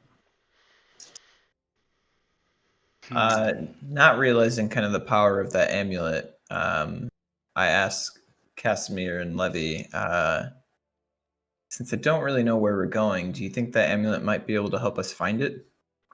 If it has any major importance, it should. Well, that order is considered legendary, yes? I would imagine. Okay, so we need to know of the order and its whereabouts. I guess it's the order's base. Do we have a name for it? So if you remember, you're looking for an enclave, which is like an Right. Enclave. of the order. Yeah, so that's what I was thinking. So So- ask it location. So about basically, the way the spell works is it specifically says in it that the thing you're asking about has to be of legend, being a big deal. Basically, like it couldn't be like, tell me about Steel Scar. Okay, so brief I don't think summary Steel of the Scar is- significant lore about Yeah. the thing named. Okay, so So Yeah. I'm not a legend. Is that what you're saying? Not yet. So you can't just ask about anybody and anything. It has to it be has to be of something. legendary import. Yeah, legendary importance. Like, tell me the story of this. It's if it's some great story, then you'll get that information. Well, I'm not sure if it meets the merit of legend, but perhaps there's no harm in trying. There is What none. would you suggest we ask? You want to try? I would just ask it about the, I don't know if this is the proper enough title, but the Astral Order Enclave in Stonefire Flats. But we got plenty of traveling to do, so it might be better to do it once we're in the area. I think it only takes 10 minutes to do it. 10 minutes. Okay, fine. Brain Okay. blast me. Brain blast. Okay. Who's doing it? I would hand it to him since he would have greater familiarity. Okay. I'll As try my curious as Casimir may be. You hold the amulet and you That cast way the I can go to the spell. restroom. And you ask about the Astral Order Enclave in Stonefire Flats, and nothing happens. You get the sense that it may not be of legendary import. I guess we are kind of secret. Hard to tell stories when you're not talked about. You imagine if you were to ask about something like the Astral Order, that might work, but something as specific as an enclave of the Astral Order, you imagine, is probably not of importance. Right. Yeah, so either the order or the Stonefire Flats themselves. Elomir, don't you have like that portal sense thing that gives you like that tingle when you can find a portal or something? I mean, Yeah. shouldn't you You be feel able it. to be like? Couldn't we just kind of go towards what's it called? The what's the lake?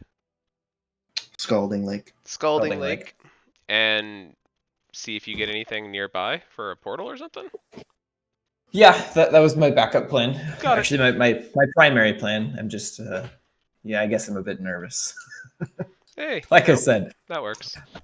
it's my first test since I've been separated and not used to failing. But Okay. yeah, I guess with that we'll set our path south. Okay. You talk to Hector. Hector's gonna stay. He's interested in he's heard about this Garrigar fellow and the large library he's collected here. So he seems like Hector's gonna be staying here. He's not an adventurer like you guys. Which is fine, and that means you don't have to roll for him. Exactly. Right. That is And we don't want him to die because he's going to be our connect. until we find a fifth person to play with us, and he just gets to be Hector. God. Okay.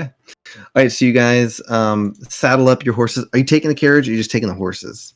I would say we probably just take the horses today because we're Yeah, not really on a road. Horses. Leave Okay. the carriage with the keep. All right. Ask Hector if he wants to experiment on the on the carriage or not. He's welcome to. Blows it up. he like thinks about it for a moment. He's like, we'll see. Maybe. Just don't destroy it. You should roll a luck check and see if he destroys it or not. If he decides to And do we it. have Come a back, it's carriage. just in pieces. Carriage lasted half an episode. Oh gosh. Come back. It's like, oh, I'm killing our artificer. We need a new one. That would be hilarious. I'm not gonna That would have been funny. As my purple eyes blaze, Hector, today's the day you die. All right. So you pack up your stuff, make your way toward the Stonefire Flats. So you make your way south of Redbrook to the familiar location of the Stonefire Flats. The trip takes about an hour or two to arrive on horseback. You see the familiar sight, the ground rising on either side, and in the center is this canyon where there's just, as you get closer, just like pools of lava and steam and like ever burning trees that seem to exist in this area. It's very warm and hot, and as you guys are walking, just those of you kind of in heavy armor just feel the heat. By the way, Casimir, are you wearing your helmet? No. Okay. I would like to say that I've changed my armor out of being a tuxedo because I no longer feel like I need to be in a tuxedo. Okay. I am back into my normal traveling clothes. Okay. All right. So yeah, you can see the canyon the ground going up these sides. You enter the canyon and continue on through the Stonefire Flats. Are you taking the horses in with you, or are you leaving the horses? Do they have any problems in the Stonefire Flats? Like, would it be a problem to bring them in typically? Would we know that? Roll. Because I can't remember what we did last time. Would that be survival Last or time animal you were handling? attacked by a fire elemental and some Yeah. fiery little dudes. I would just roll a wisdom check, maybe. Just a wisdom 16. roll. What's the wisdom of mixing horses and fire? I'd give whoever want to advantage since you've been here. So I rolled a 20 total. wow. Nice. Steel Scar is wise, not smart. Wise. You think about it. Not 20. I have a +0, so 19. You think about it, and you don't think that it'd be a great idea to take the horses just because you encountered. If you remember last time, you encountered a fire elemental that, if I remember right, you guys had some trouble with. It was only because Bella cast like tidal wave or something on it that destroyed it. She nuked it. And the area around it's also kind of dangerous. So you're not certain that taking horses in would necessarily be a great idea. I relay this information to the group and let them know I advise against it. Okay. All right. Tie him up and give him some oats. Okay. All right. To a tree that's not burning. It's just tie him to an ever-burning tree. Just the rain just slowly start like. It's okay. Oh gosh. All right, give me 1 second. I'll give you 5. 5 seconds. Thank you, I appreciate it. Okay, so you guys continue on. You eventually get to this spot where you can see there's lots of lava. Like looks like almost like some river of lava or something. And you guys continue forward, and suddenly you feel the ground start to rumble. And you felt the rumbles before, but they've not been as big as this. So you guys are walking, the ground starts to shake, and that kind of stops for a moment. And suddenly you see on either side of you, launching out of this lava, you see a very familiar creature, one that you actually fought underneath in the cave, Cardoon's cave. As these creatures burst out of the lava and they look over you and they just kind of turn like, everyone go ahead and roll initiative. Sick. Yay. Oof. Okay.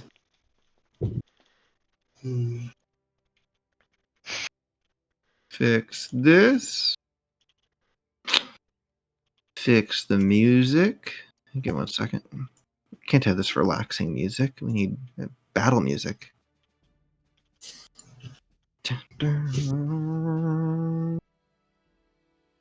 I activate my instant kill skill so that we skip the battle. Is that what you do? I'm gonna move you guys up. I don't see nothing. It's all black for me. Oh yeah, sorry. Move you guys up here. Apparently, Casimir finds another rock. Here. You can wait, find you can't see you what can find a color they complete are you anymore. can find a rock in complete darkness. Impressive. There you go. Can you see now? Oh, there we go. Let me reveal the rest of the map. I accidentally turned Fog of War on this one. I didn't mean to. Do they remember us? These are different, aren't they? They're the same creature that you saw, but I think it killed the last one that you We encountered. killed the one we encountered, and that was just one. Yeah. That one gave me a hug. It was not appreciated. Yeah, This but is two of them. we're That's so stronger now. unfair. We power leveled. I mean, yeah, that's true. There we go. Casimir, it does look like your health on there. It's kind of messed up. Yeah, I'll fix it. It's not All connected to a right. sheet, so I have to change it per. What is that Casimir. icon on my character? I think we need to remove that. Do you have an icon? Oh, you do. Let me change Can it. I remove it? I don't know if you can, but I can. Yes, I There you can. go. You got it. Okay. 25, 20. 21. 20 to 15. 16. What'd you get, Casimir? 2. 2. Nice. Hey, Same rolls. Hey, remember your paladin thing. Where's that listed? That's what I was looking for. It's under your oath. I believe everyone gets a plus to their initiative for your proficiency bonus. Everyone? Holy crap. Everyone in his aura. What is your proficiency? I mean, it's whatever yours is. It's probably +4 or something right now. Yeah, I No. think it's +3. +3. +3. Okay, so everyone gets a +3 to your initiative. Okay. Nice. So Fine. my total is 10 then. Okay. I had gotten a 7 Casimir, originally. you were at 7. Look, Casimir, you're already providing Woohoo. benefit. I can find where on the sheet that was listed. It's under Oath of the Watchers, or yeah. We have our first multi-class in the group too. That's right. All right, let me roll for these guys. Who's next? I will not be. Okay.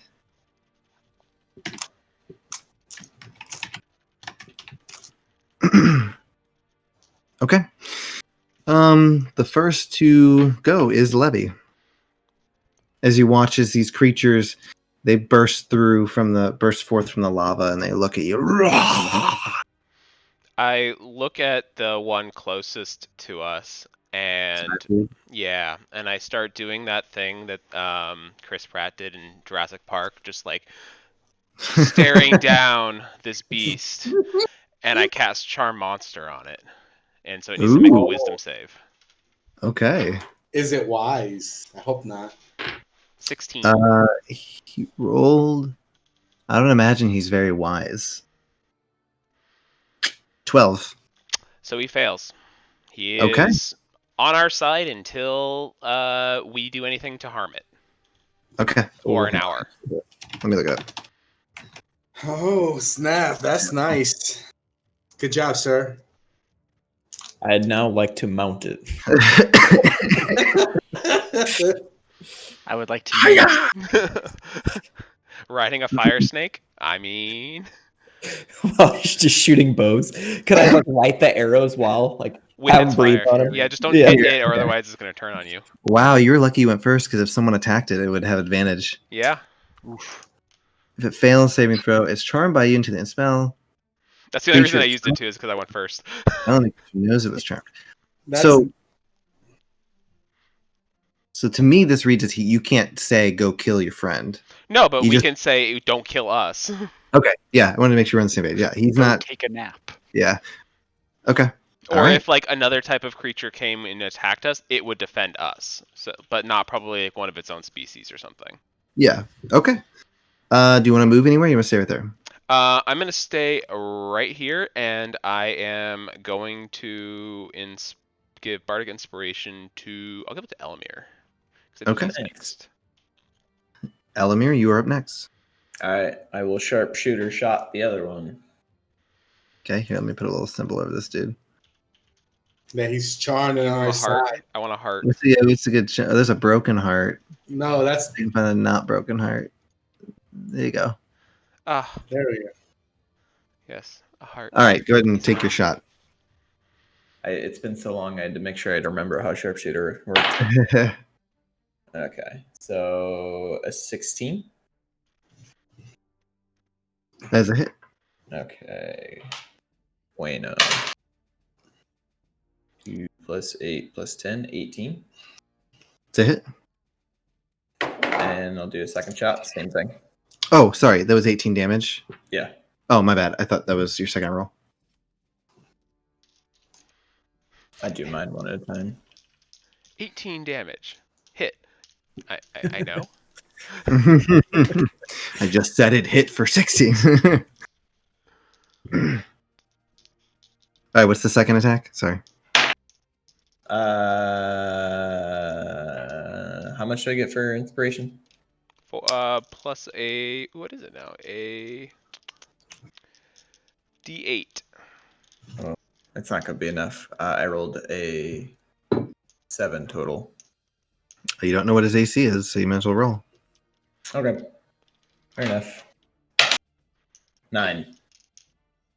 Like, you rolled a 9, or now your total Plus is 2, total 9. Okay, yeah, that's not the best. Okay. So you take the first shot. His like lava molten flesh. Second shot seems to deflect off of his plating. Next up are the creatures. This guy, he's gonna hang out, man. He's glad to see you guys. We wave. Just cool. You wave. He shakes his head. It's like that Shaq gif where he's just. Yeah. This one moves forward. He's gonna move right here. As he goes back, as he shoots fire toward all of you. I need everyone to make a. I'm gonna cutting words, I think, or.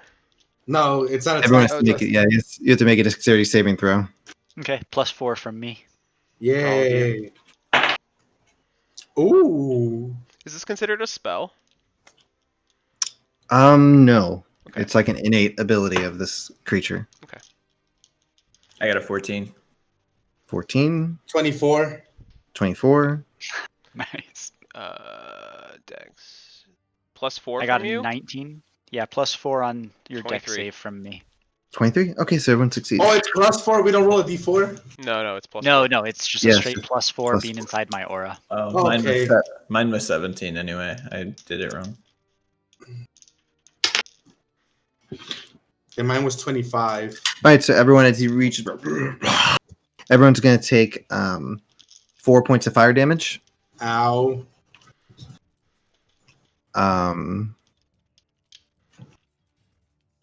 And then as he sits there, he kind of like, you watches it kind of like, and it just shoots out this like smaller creature that looks like it. Oh. Right here, baby. plops it right in front of you. And that thing is now sitting in front of you. And GM. it is what? As I take damage, I would like to use my Hellish Rebuke reaction. What do you get that from? It is from Warlock. First level invocation reaction. So you point your finger and the creature that damaged you is surrounded by hellish flames. Oh no, you might have made it stronger. Is that a normal warlock thing, or is that a specific patron? It's unlocked. I feel like that's an from option. the. It was a first level evocation available based on the options I took. You don't know any invocations yet. You get them at level 2. You had told me to take my previous level 7 and 8 as the levels from our No, GM. my bad. We were gonna do you're a level 7 paladin, a level 1 wolf. Oh, okay. I had totally misunderstood based on the My bad. messages. Okay, I will fix that. Okay. Then I do nothing. Okay. You can still rebuke it. You rebuke it. It's just not hellish. No, don't do that. Bad Mr. Sneaky. Oh, you threw up on the floor again. Oh god. This little guy, though, is as he has entered the fray, is going to attack you, Casimir. He rolled a 9. That Don't is think a it's minutes. miss. Okay. Is he basically looks like him, but he's like a smaller version of him, and he goes to swipe at you, and he misses. Next up is Steel Scar. All right. First things first is I want to relocate, and I want to move right here between these two. I want to face the big one, and as a bonus action, I am gonna do Fighting Spirit Oh my god. and give myself 5. Did you run around that little guy? I was here. I never left its area. No, this little guy. Yeah, Oh, I'm, okay, yeah, you're good. You're good. yeah. I never left its attack area. You're good. Okay, go ahead and And attack. I'm gonna hit this guy twice with Great Weapon Master. Let me actually get a second die because all my attacks are with advantage. Here we go. He remembered to use it. I did. Dude, we haven't played in a minute, so I'm like, I gotta use it. Shit. Okay, hold on. So first attack, 15 total. That is a hit. Awesome. So that is, oh, sorry, not 15, 16 because it is +1. That's a hit. Yeah. So that is 2d6. Stop rubbing it in. It's a hit. God. 5. So that's 10, 11, 12, 13, 14, 15, 16, 26 damage on the first hit. And then for my second attack, I need to do math. that is 19. That's a hit. And that's, I can roll. Oof. Okay. So 5, 11, 21 damage on the second hit. Woo! And that is going to be it for my turn. Okay. Poor other snake's gonna need therapy watching his friends get murdered. You're watching his friend get just cut down. All right, Casimir, you're up. I will do 6 points worth of or charges worth of magic missile at the hostile one. The big guy? Yes. Okay. Oh, wow. 6 charges? Yep. You're just casting at level 2 is what you're doing? It's cast 3 glowing darts and then 1 extra dart per slot used. So you only have Or one. wait, spell slot of second. Well, it says second or higher.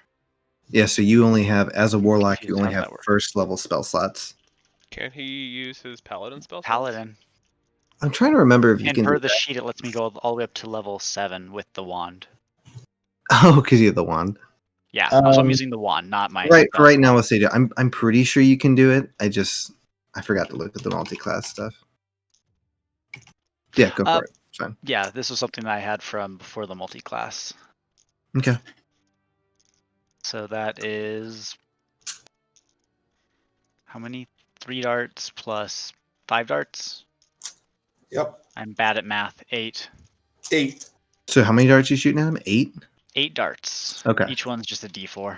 Okay. Isn't it like D4 plus 1? Yep, D4 plus 1. Okay.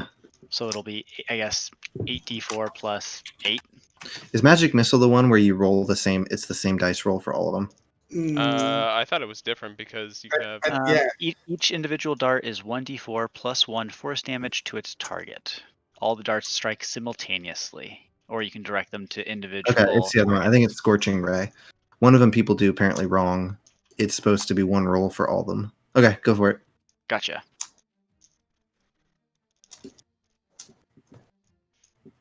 See if that'll work. Just gonna do it digitally, so because I only have 1d4. That's 34. Wow. And I Where put is away he? the wand. There he is. Okay. You kill him. He just gets nuked by all these little darts hitting him as he just falls down on the ground. He is dead as his friend watches his friend get killed. So he wiggles a little bit for us. He wiggles. Levy, you're up. Well, since I saw that one get just absolutely murdered, I'm not gonna really blow anything else on anything too huge. So, let me think. I wasn't exactly planning on hitting the small one.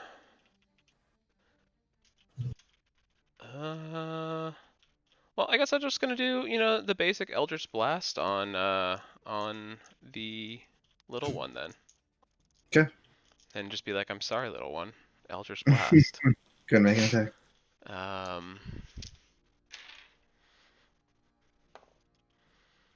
A 19 to hit. That is a hit. Cool. And then it is a 1d10. Where's my d10s? 10. That did 5. And then the second bolt, that did another 19. And a 10. So you did 15 damage? 15 damage. Total. Okay. All right. As you shoot the little worm, he kind of... And then he dies. But let's see. Does he spew out another little worm? So it's like it's smaller.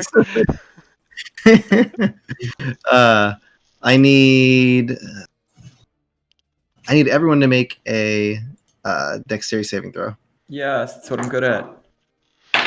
Dex. +4, right, from you? Mm-hmm. Correct. Nice. 20. 20. 16. 24. Wow, you guys are all rolling well. Okay. You're all going to take 6 points of fire damage as the worm guy just explodes as this fire and like hot shards of himself land on everybody and burn you guys a bit. My bad. Okay. You can stay right there? I mean, are we still in combat? It depends on what you guys want to do. Do you want to attack the other worm or you just want to leave him be? He's not hurting us. He's not hurting anyone, guys. Like, we can just let him be.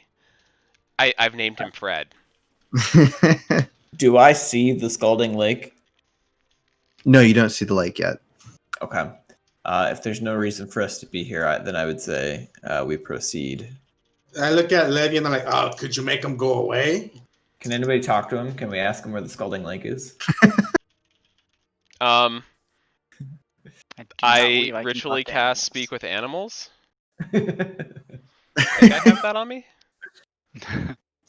Are either of those concentration, your charm monster? No, charm monster. Like, that's why charm monster is legit. Okay, so it's not concentration. You want to speak with him? Do you have it available? I'm trying to check. My D&D Beyond is loading very slowly. If not, I can just try to detect portal and see if we're close. I got a 1 mile. You start like doing hand gestures with him. Hot lake. Yeah, I do have Speak with Animals prepared. So I will. Actually, I'm just gonna cast it. It's a level 1 spell, so I'm just gonna cast Speak with Animals and try and talk to it. Can you? Thanks for stopping by. Can you go back into the lava now? We'll be on our way. Look at it. Yeah, with beasts. I don't know. I'm trying. I have no idea if it's a beast or not. Yeah, well, I'm trying to see if it's specifically the beast's type, or if it's just like saying a generic beast. In general. Yeah. Yeah, hon. Speak with animals, beasts only.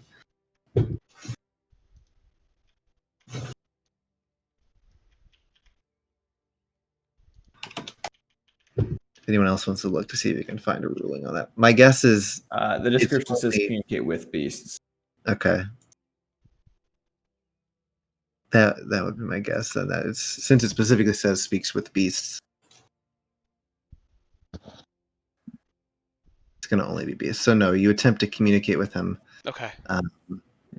And no luck, right? Because let me make sure he is not a beast. We could just go and he won't attack us, and he only sticks to the lava.